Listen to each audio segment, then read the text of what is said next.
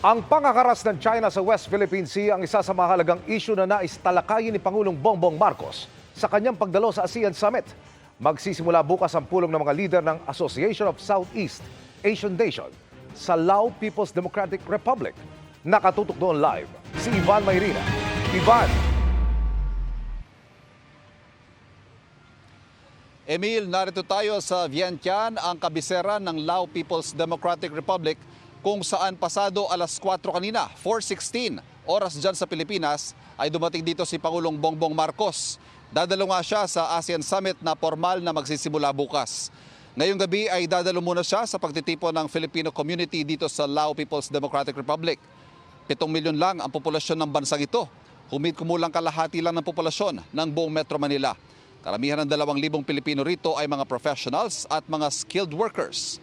Bago magtungo rito ay sinabi ng Pangulo na bibigyan diin niya sa ASEAN at maging sa ibang dialogue partners tulad ng Amerika, China at India ang posisyon ng Pilipinas sa South China Sea, kung saan hindi lang ang mga Pilipino ang hinaharas ng China kundi iba pang Southeast Asian nation tulad ng Vietnam. I intend to champion our advocacies in promoting an open, inclusive, and rules-based international order, and for the peaceful resolution of any disputes in accordance with international law. Binanggit din niya ang tensyon sa pagitan ng Israel at Lebanon.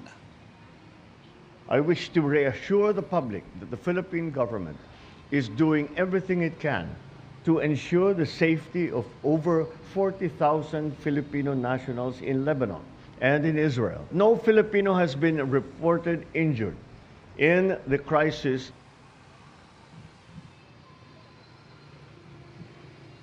Ayon sa Pangulo, 500 Pilipinong mula sa Lebanon ang napauwi na habang pinamamadali na ang pag-uwi ng may 1,000 iba pa na gusto magbalik Pilipinas na. Panawagan niya, samantalahin ang alok na repatriation ng gobyerno.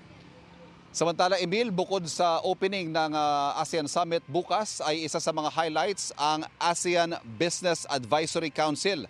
Andiyan ang mga Chambers of Commerce ng mga bansang kalahok at pagkakataon yan para makahikayat ang Pangulo ng mga mamumuhunan na lilikha ng mga trabaho at makapagpapaunlad na ekonomiya ng bansa.